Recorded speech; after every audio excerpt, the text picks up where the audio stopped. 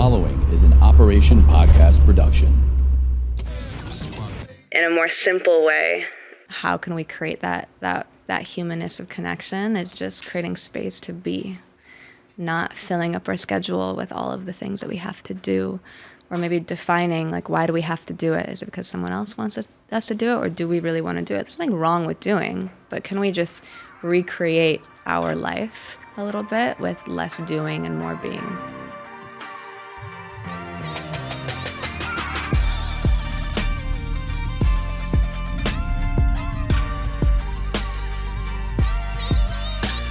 So Lihi, thank you for coming in. Thank you for having me. So today we're going to talk about you, obviously, and you're going to share a little bit about it. But just to intro us a little bit, and I want you to help us ground this episode. I believe in the power of breath work and meditation and yoga and all that practice. I just struggle really putting it into my daily life and daily practice. So these are actually things that I'm committed to in 2023 and beyond. So today, first introduce yourself, and then I'd love for you to just ground us in a little bit of breath work. So when we really talk about this, we already can experience it before we dive in. Beautiful. Well, thank you. It's an honor to be here with you. I am, breath work, meditation, yoga, all the things that really kind of make my heart sing. And it's beautiful to be a part of that community. But a bit about me. My name is Lihi. I am from Santa Cruz, California, first generation American, but living here in LA now, teaching for Open, which is a mindfulness platform. I teach digitally and in person, and really focused on the breath. So I teach meditation, I teach yoga, but all through the kind of anchor of the breath, and also breathwork practices. So before we kind of go into, talking, I'll do what you invited, which is to just take a moment to ground and to anchor into the moment. So I'll invite you to close your eyes and see if you can soften the body. Where in the body can you soften? We hold a lot of tension in our body, especially in the shoulders, the jaw, the forehead. And so just taking a moment to land here. And just notice all of the senses. So everything that you can see and hear and smell and taste and touch. Really wanting to ground and anchor into the senses and really anchor into the present moment.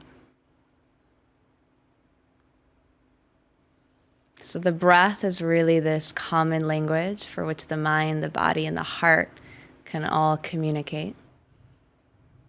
And so I'm going to invite us to take 3 cleansing breaths to land right here.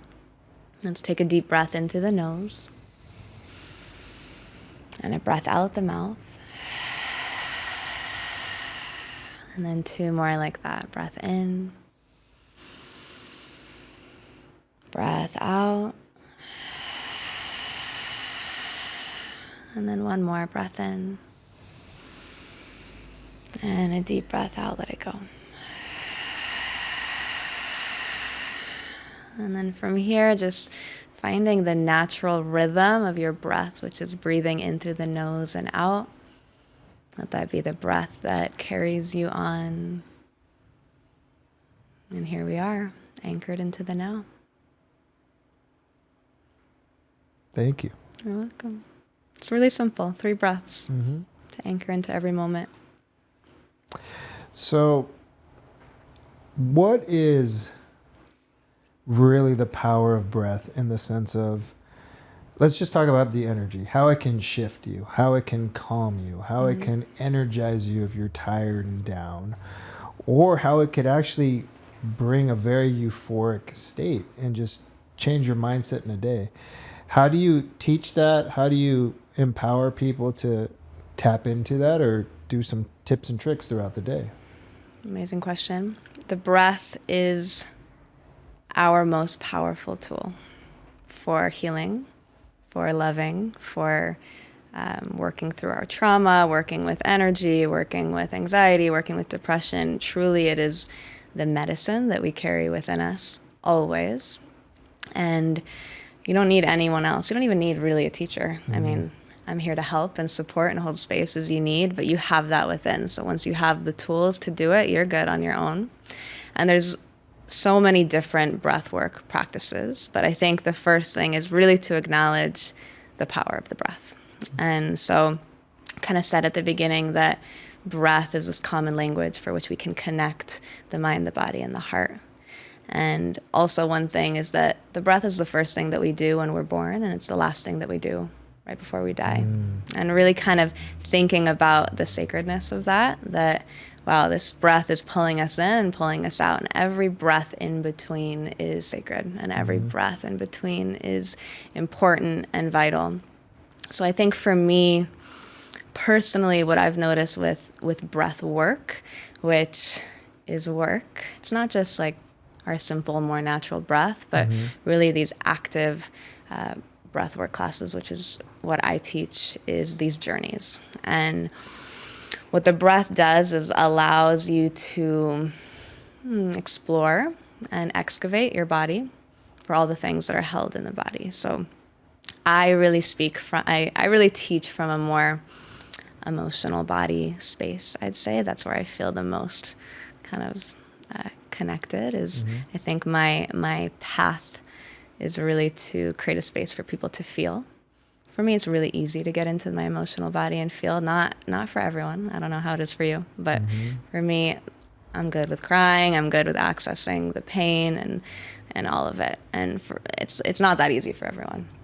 So breath work can create a tool where you can access it. We have a lot of things stuck and stored in the body, and when we're breathing in an active way, which is usually in and out of the mouth, which is more traditionally what I teach, we breathe into the belly, up into the chest, and then out for like 30 to 45 minutes, and it's a lot. It's breath work. So we call it breath work.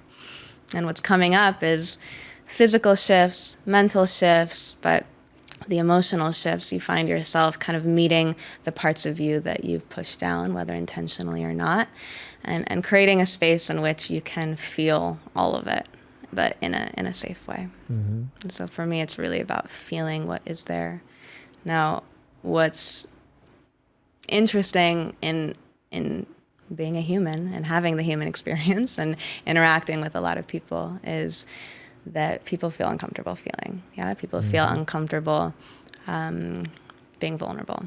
Because when we were kids and we started to cry or feel something, someone was like, be strong, be strong, be strong. What did that mean? Swallow it, bottle it up, push it down. Not for everyone, but I'd say the majority of us have had some sort of experience with that. And so I think through what I teach, through breathwork, through mindfulness, through meditation, through yoga, I really want to reframe what being strong is and really remind you that being vulnerable is scary. Feeling what's there is scary. Isn't that strong? To be able to feel that? Yeah. So to kind of face your feeling is actually what being strong is, to reframing it. And that's kind of what I package together and what I'm offering in breath is to really kind of reframe the idea of what being strong is, that being strong is being vulnerable, breathing is vulnerable, breathing is being strong. No, and it's one of the things, what I like to say is just, what I'm hearing is people take breath for granted.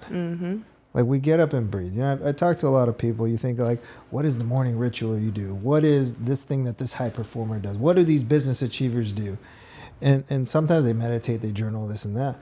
But not the first thing. I mean, the first thing I do is realize that I take a breath. And then when I get a moment, I'll actually try to smile now. Like I'm making it a sense that like, oh, I breathed. Okay, I woke up and now I'm smiling. And I think throughout the day, because our body just does it automatically. Yeah. I think we take it for granted. And as an athlete, I've always been able to use my breath, not so much in the connection of what you're talking about, which is very important, but to down-regulate, right? Yeah. I go do a sprint, heart's through the roof, super stressed out, in through the nose, out through the mouth, and I could down-regulate, control my heartbeat, and do all those things. And as an athlete, I've always thought about how I can do it to control the physical body. Yeah. But in the breath work and learning more about it and what you guys are talking about with the emotional well-being and being able to heal your body now, but through the mental practice of it, I think. Yeah. Because I know I've done a few classes and they're like, well, dig in there. Where do you find a pain? Go to that thing that's bothering you. And then I'm in my hip. And they're like, send your breath to your hip. And you're like, whoa. Yeah. Like, you know, and then we're shallow breathers or we're Right. fast breathers or there's so many different ways. So what is it that you do to help people in their everyday realize their breath? Simple awareness. I think, you know, you don't have to show up to these breathwork journeys that I teach to connect with the breath. What we did right before, you know, as we began, 3 breaths. 3 breaths. Yeah, you wake up and the first thing you're realizing is, oh, I'm taking a breath. But also when you're sleeping, you're taking a breath. So breath is one of the only things, I guess, that we're doing without awareness and with awareness. So we kind of have that relationship with both. And I think kind of understanding so much of what kind of mindfulness practices is about embodiment. So it's about connection with your body and connecting the mind, the body, the heart, all the different aspects of us. So any practices that is even beyond the breath, which is just to kind of like arrive and land and notice and be aware. Okay, like I'm going to wake up in the morning. My morning ritual is I'm just going to take a body scan, listen to my body. Okay, how am I breathing? Oh, I'm breathing like really fast right now. I'm breathing in and out of the mouth. That's not helping. Now I have anxiety. Oh, am I breathing in and out of my nose? What do you do to calm your anxiety? Just kind of notice before you even like learn what the practices can be. Like, what is your relationship with your breath right now? Because I think before I even started teaching breath or before I started really being in this world, I was definitely using my breath to upregulate or downregulate. When I was anxious, I was in my panic. And then I'm like, okay, I'm like really stressed out. What do I need to do? So I was doing that already. It's intuitive. We have that within us. When you bring a little bit more embodiment awareness into it, you don't need the teacher. You don't even necessarily need me. You've got it within you. I'm just there to kind of guide you in that direction, to know that you've got the tools within you. You are your teacher. Your breath is your teacher. Yeah, I think the beautiful thing about the teacher, and you knowing you're not needed, but you are essential. And you're essential because you're tapping us back into the focus of why we're there. Because our mind wanders. I know I go into these things and I'm like, where am I? Let's say I'm trying to meditate. And then I'm thinking about this and that and this and that. And like, oh, and I hear the teacher bring me right back. So it's the accountability, just like a personal trainer. And everyone knows they can go into the gym and do the things and follow. But we need the partner. We need the accountability. We need someone to hold us accountable. And I think it's also the importance of the pain point too, right? If we talk about you're with a new mindfulness app, right? Open. And it's a membership program. So when you pay for things, that holds you accountable to something you're putting monetary value for you to get something out of. So there's an importance in that exchange to hopefully help you, to remind you to go and do it and to move it forward. We're helping you create a ritual. Or showing up for I have my favorite teacher. I'm going to show up for her because she's holding space in this class for me that someone else wants to go in there and do it. Yes, and I want to reframe that also to be like, I want you to show up for yourself. Yeah. Also very, Right? I mean, we talk about self-love on here all the time. Good. That is very important as well. And no, but I love it. And some of the things that we really continue to start talking about, the pharmaceutical use of drugs and prescription drugs, right? With anxiety, with depression. It's really quick to just go take the pill and go take the alcohol or the tobacco, whatever addictive thing you have to try to avoid things. And we have the tools in being able to breathe and remembering to breathe to get us through the panic attack, to get us through the depression, the loss. Absolutely. It's our medicine that we have within us, so we don't need to, it's not over the counter, we don't need a prescription, it's within us. We don't even have to pay for it necessarily. Once we learn, we're good. Yeah, so like that's why I want to have you on here and talk about this. Yeah. But let's talk about mindfulness. I believe mindfulness is now thrown around like authenticity, like emotional intelligence, even the word self-awareness and just notice. Those buzzwords, LA buzzwords. All buzzwords now, right? Yeah. And they're good when you're actually using them for the right reasons. But like, how would you define mindfulness, and what would you say is a full mindfulness practice? Mindfulness, 1,000 different definitions and ways to connect with it. But I think mindfulness is deep embodiment. Mm-hmm. Like I said, that connection with self.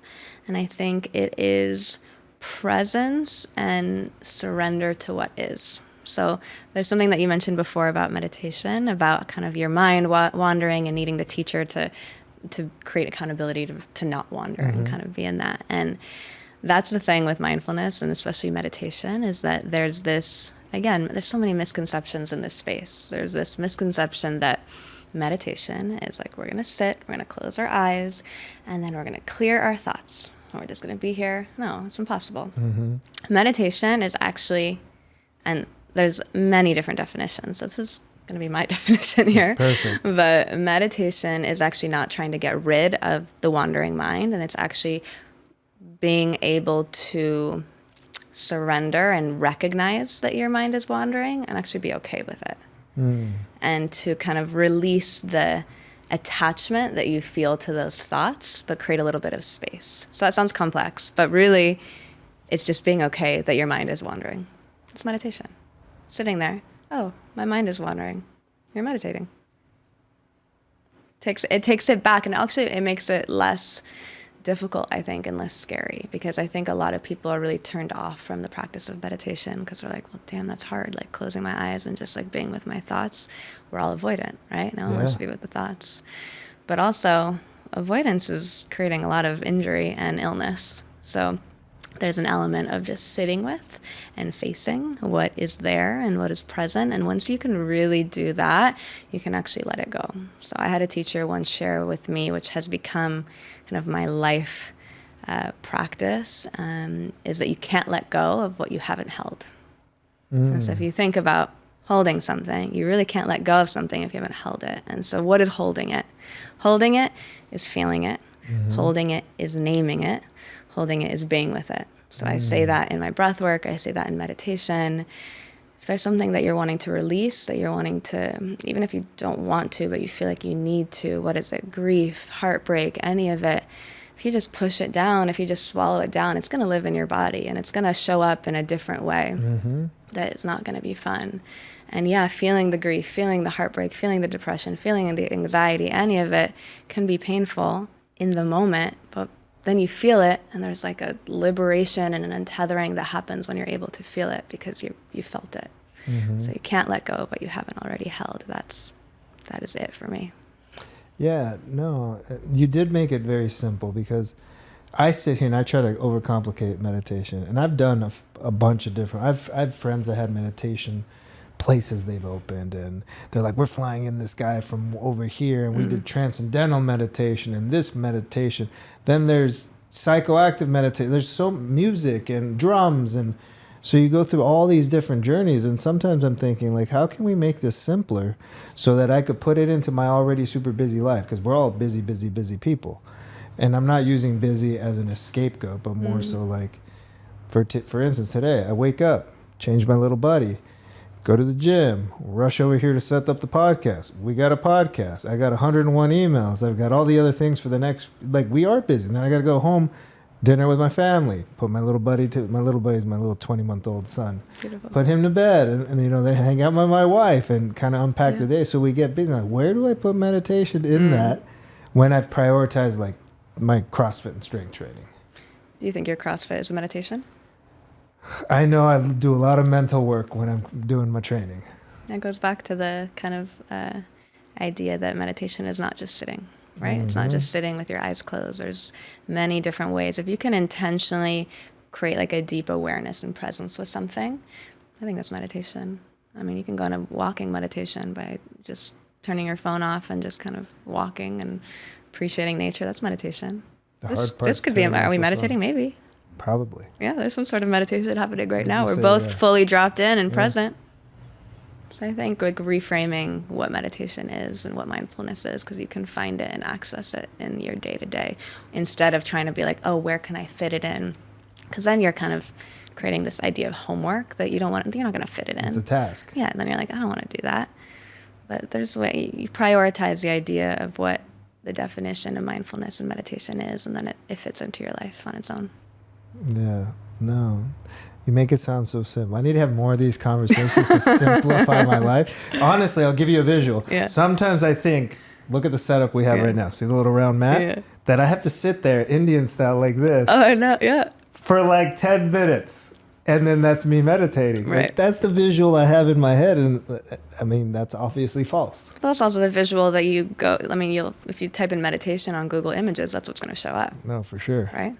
So it's a universal, I think, issue as well. So I think I'm one of many that's trying to just reclaim and reframe what meditation and what mindfulness is. And I think that's one of the key points of what we do with Open, is that we're trying to show that we're a mindfulness studio for all, not just for the yogis, not just for the people that have a practice, it's for everyone. And you'll kind of find the practices that fit to your life and your way of being. Yeah, because misconception, I'll actually ask you to unpack a few other misconceptions. Yeah. But another one I have, it's like there's a certain type of person that fits into this world, right? They dress a certain way, Right. they eat a certain thing. Right. And all of a sudden you're like, well, I'm not that. So then I don't fit into that world. Right. Which I believe is one of the misconceptions. That's definitely one I have. Especially in the yoga space. I mean, definitely in mindfulness completely, but definitely in the yoga space, I hear a lot, I'm not flexible enough to do yoga. I'm like, well, the whole point is that you come to yoga and then that helps your flexibility, right? So there's a lot of like self-limiting beliefs that we have, and that has to do with media, of course, and we're trying to show that with the diversity of our offerings and diversity of the people that teach in this way. But yeah, everyone can do yoga, everyone can do meditation, everyone can do breath work, and I think it's each of us getting over our own, I guess, egos of not being and not fitting into the box that we have been told that box is. There's a lot of reframing to do in this space. I think also, I mean, back to the emotional body and different emotions that we feel. I think we grew up, as kids being told that there are good things and there are bad things, especially good emotions and bad emotions, right? The good emotions are happy and the joy and the gratitude, and the bad emotions is the anger and the sadness and the fear. And I think through these practices also, I'm really trying to reframe, like, no, let's remove the good and the bad. Let's remove the labels, because we can, if we're feeling anger, as long as we're not harming someone else or harming ourselves, like, anger is really just passion activated. And sometimes we need to feel anger. If anything, it might propel us to solve something, to create something, to move something. So I don't want us to go through society feeling like we can't feel these certain things because they're bad. And it's those bad things that we push down, and it's those are the things that are really stuck in the body. And so I think a lot of what mindfulness is and what these practices are is moving the things that we've labeled as bad. So, as a CrossFitter, there's been a lot of different things in my space to help us get more mobile, more flexible. One being Ramwad. And they simplified, a lot of it is yoga. They just didn't label it that. And they're like, this is going to help you be stronger, fitter, more flexible, recovery, things like that. So how does this fit into everyday life? Because what I'm really looking at is this makes us better high performers. This makes us better in business, in health, as parents, in relationships, as friends. And how can we use it as a, enhancer to our life? Yeah, Open is an app. I mean, we're a digital studio and an in-person studio here in Venice and in Los Angeles, but I can speak to the more digital offering that on our app, or if you don't have an iPhone, then you can use the computer as well. But we've got essentially 3 modalities that we separate. We have meditate, we have move, and we have breathe. And then within all of those, we have a bunch of filters to kind of filter out what you're interested in, or filter through what you're interested in. So say for move, if you're interested in mobility or flexibility, we've got that. If you're interested in something more activating and core and heat, we've got that. It's all yoga-esque, but we've got Pilates as well, and we kind of blend a few different kind of East meets West experience into one. And then same thing with Breathe. We have activating breath work that will take you on a journey, like I explained, ones that will kind of tie in the emotional piece if you're working with grief, or if you're working with anxiety, maybe you're working with heartbreak, or maybe you're just trying to go to bed. You know, we have a bunch of different things to kind of meet you in the moment. So it's really about meeting you in the moment in your life. And then meditation, same thing, kind of meeting you in different spaces, how you can fit it into your life, and really wanting it to be accessible, really wanting the language to be accessible. So sometimes you go into these yoga apps or these classes and you're like, I don't understand what anyone's saying. Like, I don't know what that means. I don't know what that word is. Like, we're really making it accessible for the everyday user, for the everyday person. So it's not just for the category of people that are often, you know, we assume to be using these apps. So it's really for everybody. And I think what really differentiates us as well is, yes, we're breathwork forward. We're breath forward because breath is the anchor. We're also music forward. So we really tie in. We do a lot of artist partnerships. The sound quality and the music that we use is amazing. And I think on my way over here, I was thinking a lot about breath and how, you know, breath is the common language that goes beyond kind of borders and language and everything. And I'd say along with breath is music, and then along with music is love. Those are the three.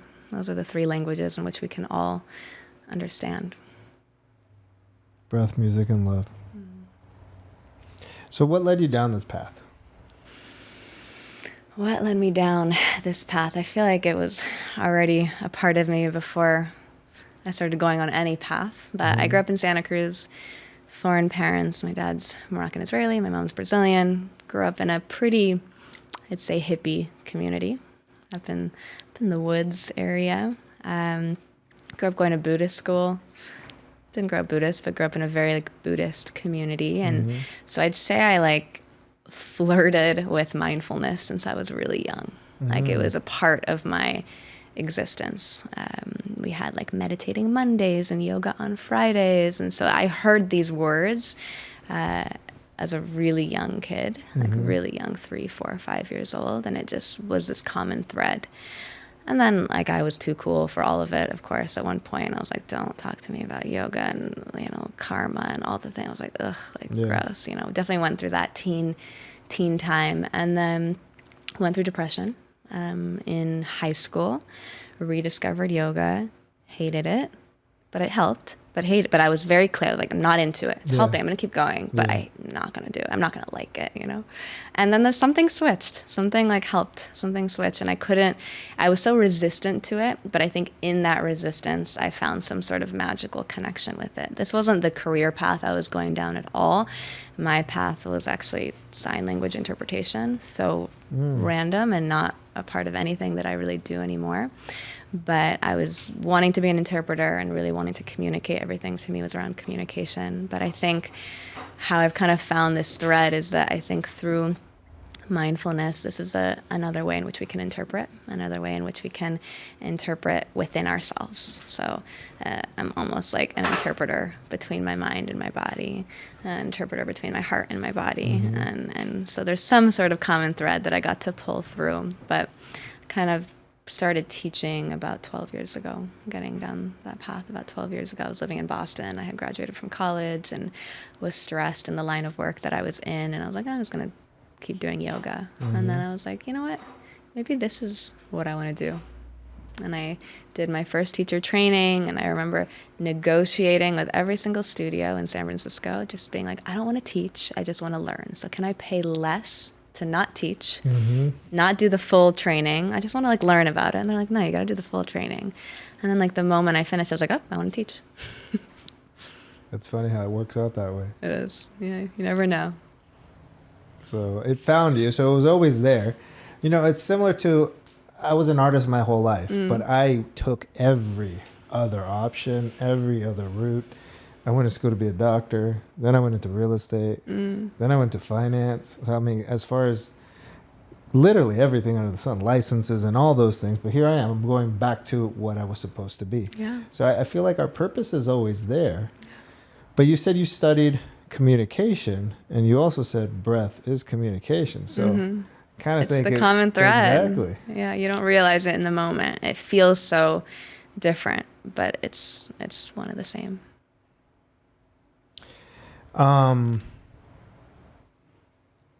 So what was it that you were doing prior to finding? You said you were doing something, you weren't happy with it. Because what I want to get to is like a lot of us go on these journeys. We have no idea where life is going to take us. And then we find ourselves, and then we're resistant to it. But sometimes also what we resist persists, right? We could breathe into it and maybe work it out. We can avoid it. We could do other things and then find ourselves ultimately, hopefully, back to where we're supposed to be. And a lot of us don't ever choose to go find that. And they're stuck in the job, or they're stuck in the relationship, or they're stuck on that path, and then we die. And we die unhappy. So what was that, and what actually shifted you besides, oh, well, I wasn't happy, I'll just do this yoga thing? I was in politics. Ooh. But not government politics, but I was definitely working with college students around conflict resolution. That was, I'd say, the main thing I was doing, is helping kids on campus have difficult conversations, specifically in politics around the Middle East. So that was kind of the world I was in, and it was stressful because it's so much identity politics. But I think what I was really trying to show is kind of the humanness between people, and try to have conversations that, yeah, governments are not going to agree, but how can we as humans have these conversations? So in a way, it feels so drastic, but I'm saying it out loud right now, and I'm like, is that different than what I'm doing right now? Which is really like we're creating a way in which we communicate with our body to find ease and peace within. So it's the first time that's come up for me right now. That's cool. But I was doing that. I was in Boston. I was cold all the time. I was so cold. I was so cold. I was like, oh, I just want to be warm. So I would go to like a heated yoga studio. I don't even like hot yoga anymore, but I used to go to a heated yoga studio. It was just like my little comfort zone. Yeah. And I found a lot of, my job was great in many ways. I was making a difference. I was having really cool but difficult conversations with students and traveling all over the East Coast for that. But in the end, I was like, is this actually like bringing me joy? I think it's really just making me more frustrated. It was just creating a lot more anxiety. It was a lot of fighting and a lot of arguing. And in the end, I was like, I don't know if this is for me. But where I was finding my joy and my peace was in that little heated room, a womb-like just. So I moved to San Francisco and took my teacher training. Had to do the whole thing. Couldn't fight my way out of the teaching part, but did the whole thing, and that was it. That started this kind of wellness path. But again, I had done yoga as a kid, so it wasn't new. Yeah, it wasn't new, and you grew up in it. You then rebelled against it, right? But you came back to it. It's like I didn't rebel against art, but it wasn't enforced. It wasn't like go be an artist. When I was growing, like what was it? What was life to be an artist? Right. It's not what we have now, and I had to do all the other things to figure that out. And I was doing things good for people, took care of them in finance. It was retirement planning and life insurance, and I know it did well, but I wasn't happy. And I'm like, the paycheck wasn't worth my unhappiness, and I was depressed and questioning everything, and why is this my life? And somehow, I go and do emotional intelligence work, start diving in, end up painting my first mural, and here I am, and one thing led to the other, but this is my happiness and my joy. And you said something earlier, though, so it's like identifying with humanness. Like lately, especially because we just had the elections and all that, I've been talking with people about politics and human. Like, what if we just identified as being human? We all breathe. We all feel. We all bleed. We all have pain. And look, you're blue and I'm red. It doesn't matter. You're red and I'm blue. Who cares? But and we don't have to align, but let's realize that we're human and just start there and end there. It doesn't mean you have to hang out together. It doesn't mean you have to do all these things, but at least we could care for each other. And I think you going into a room, you probably have 30 bodies in there that are of all walks of life, and you're connecting them to their humanness in breath. Absolutely. And love. And how can we spread that to the world more? Presence.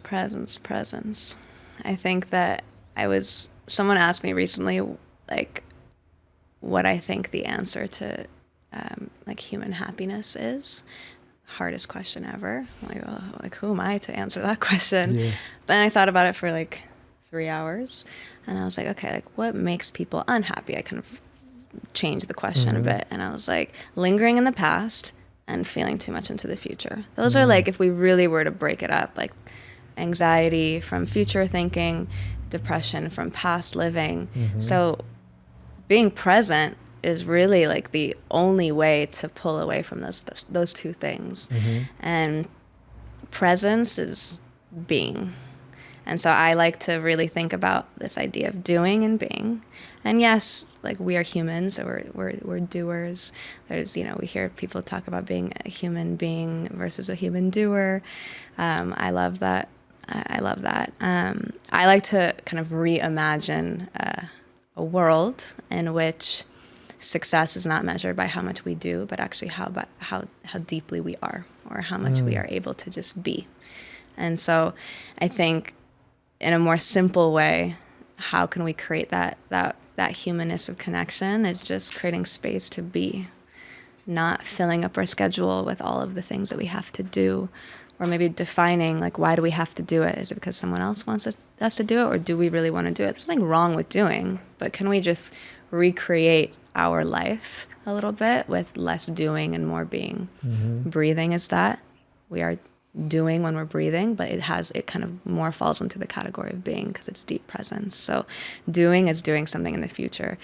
Being is being here in the present. So I think the presence is a huge piece of how to come to our humanness and create happiness. Yeah. No, I love that.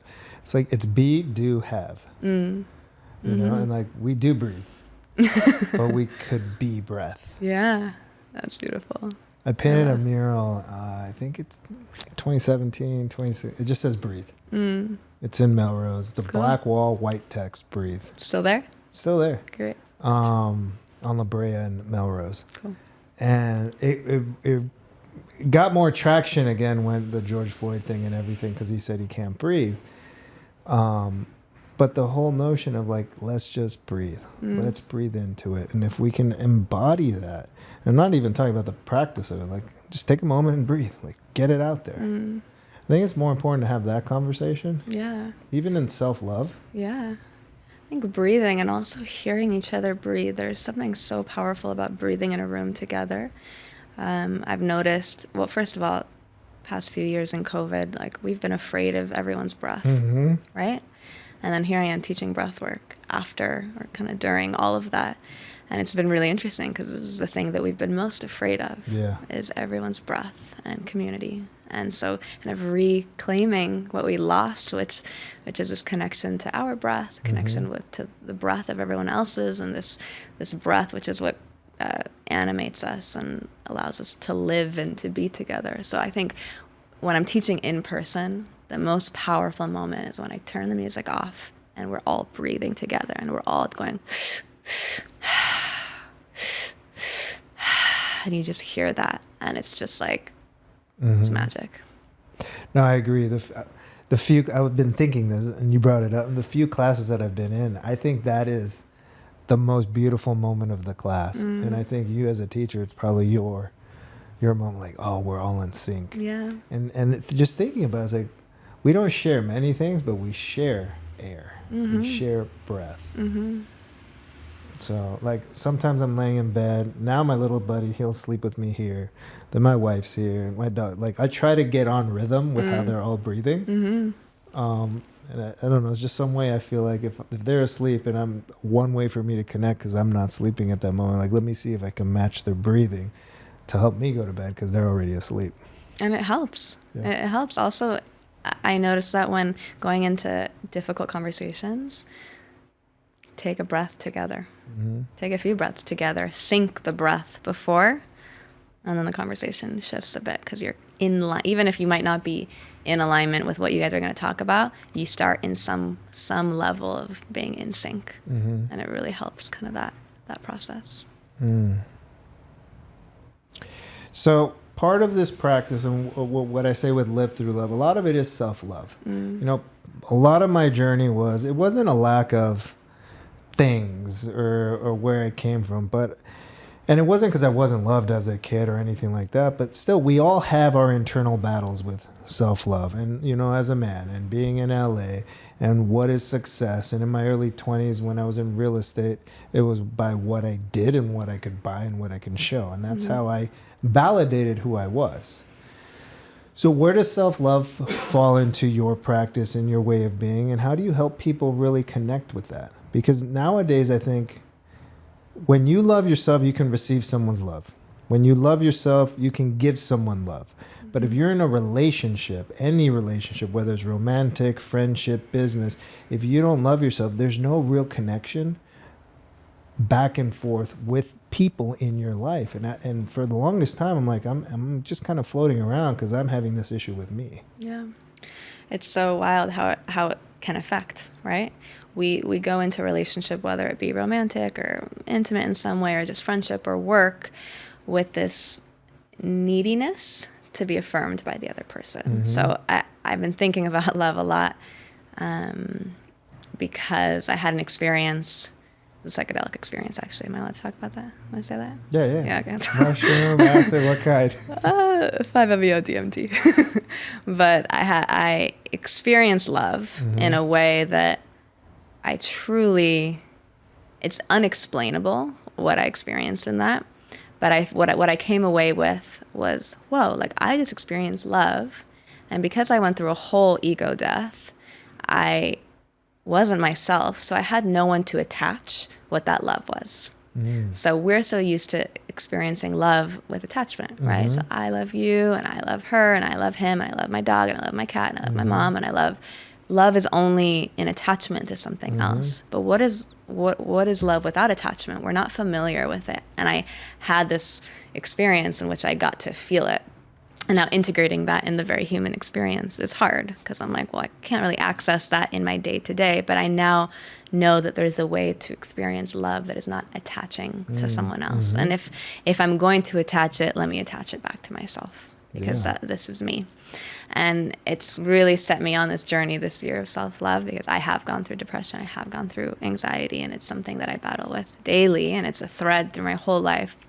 But this idea of loving without attachment, and also kind of, you know, something that I teach, and it's a practice that I do for myself weekly, is I write and I name the things that I've been wanting to hear from other people.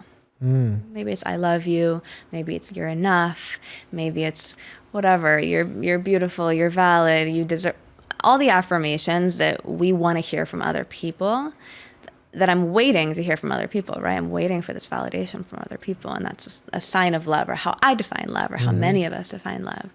But what about if we say it to ourselves? And it's so painful to look in the mirror and be like, you're beautiful. It sucks. But damn, it's so good at the same time. But it's really hard to get through that first awkwardness of like, damn, why do I have to do this hippie shit? Like, why do I want to do this again? But it is helpful. And I do that every week as I come up with 3 affirmations. What am I needing to hear from someone else? And why can't I just say it to myself? Why can't I just feel it? What do I need to hear from someone else that I'm enough? Like, I should know that I'm enough. And if I don't, that is internal work for me to do. And how do I do it? Through my breath. No, yeah, it's like, I don't need my mom to tell me that. I don't need my wife to tell me that. Like, I need me to tell me that. Yeah. And I think part of that is because, you know, those I paint those words on walls because we're mirrors of each other and we're having conversation. Like, I needed to see that. I wrote it for myself. And then maybe you needed to see it, so you saw it. And then you messaged me, hey, thank you. I saw that. Yeah. And we go from there. But the media or the world says if you say those things, either it's hippie and this and that and all the way over here, or you're just an egotistical maniac. And I'm like, there's a big difference. And saying, hey, Ruben, I love you, then, hey, Ruben, I'm in love with you. Like, you look so, like, I think it's the come from and the intention. And I think people fear that. Yeah. People want love so much and are so afraid of it. That goes with anything. People want to feel seen so badly, and then when they're seen, they're like, we are complicated humans. Yeah, we're meaning-making machines. Absolutely. Yeah, I mean, we go, the lengths that we go to You know, we want to be seen, so we start showing ourselves naked on Instagram or whatever. Right. And then you get all the attention, like, oh my God. Yeah. No, it is a thing. It's interesting. Reactionary humans. Oh, yeah, we could react or we could respond. Yeah. Well, thank you, because these are the conversations I want to be having with people. And it's also the practice of what can we do besides hearing people talk about it, besides saying, oh yeah, Ruben, I see your love, but what can I do today to take this away? So let's simplify and kind of recap here a little. What can we do to be more mindful in choosing ourselves and love? What can we do to just remember to breathe? Because it sounds dumb, but it's hard to remember that we can breathe. And also just move our bodies a little bit. What are 5 key takeaways? Okay. 5 key takeaways. 1, connect with yourself. Honor yourself, meaning honor your emotions. So honor what is there. If it's anger, it's anger.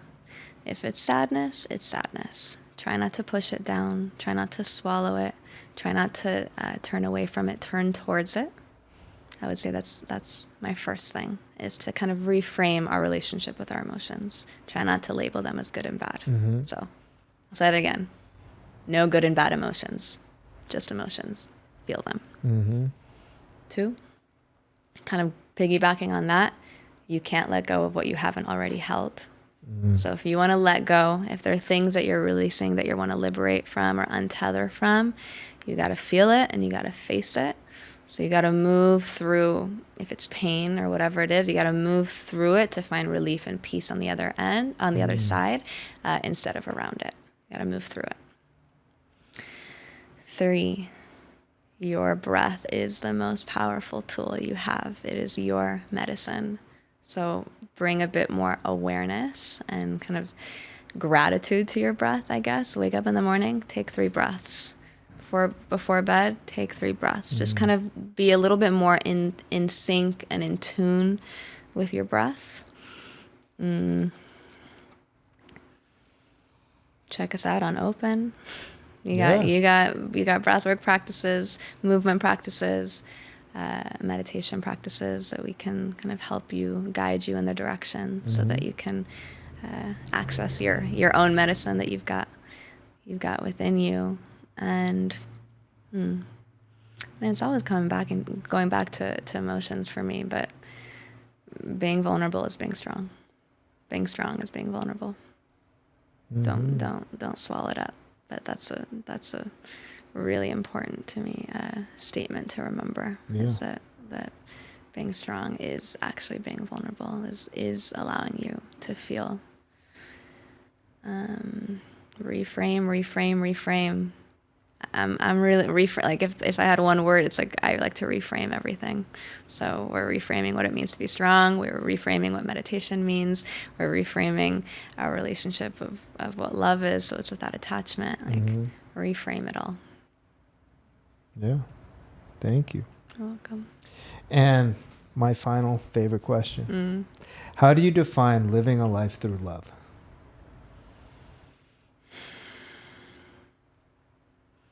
How do I define living a life through love? It is living a life through connection and embodiment. So connection with self, connection with those around you. Living a life through embodiment is the same thing. It's a way of connecting with your body. It's a way of connecting with your mind. It's a way of connecting with your heart. And when you do that internally, that ripples out into every interaction that you have. So like we said, love starts from within and then can ripple out. Breath, we have that tool within, it ripples out. Vulnerability, we have that vulnerability, and then we can hold space for others. So it's really this, that is love. Love is vulnerability for me. Love is vulnerability. Awesome. Thank you. Welcome. Thank you. And where can everybody find you? Well, you can find me on Instagram, Lihi_B, B-E, because we're into being, not doing. Also, my last name starts with a B, so it works. And then Open as well. You can find us on Instagram there. And really the Open app is where you can find all of these practices. If you happen to be in the LA area, come check us out in Venice so that you can come to one of our studios. And there's a promo code where you can get a month free for the digital offerings. So we'd love to see you, and you got to come to class. Come take my class. There. Yeah, Just breathe. I'll take you on a journey, a magical journey. I can't wait. No. So I'm going to be signing up. They gave me a trial. We will link everything up below in the show notes. There will be a code with the information for you guys all to try it out. Whether it's meditating, whether it's breathing, whether it's moving with a little bit of yoga, they've got something for you. Yeah, we got you. Thank you so much for joining us. Thank you. Thank you so much, Ruben. Thank you so much for tuning in to Live Through Love. If you love this episode, you'll love this episode.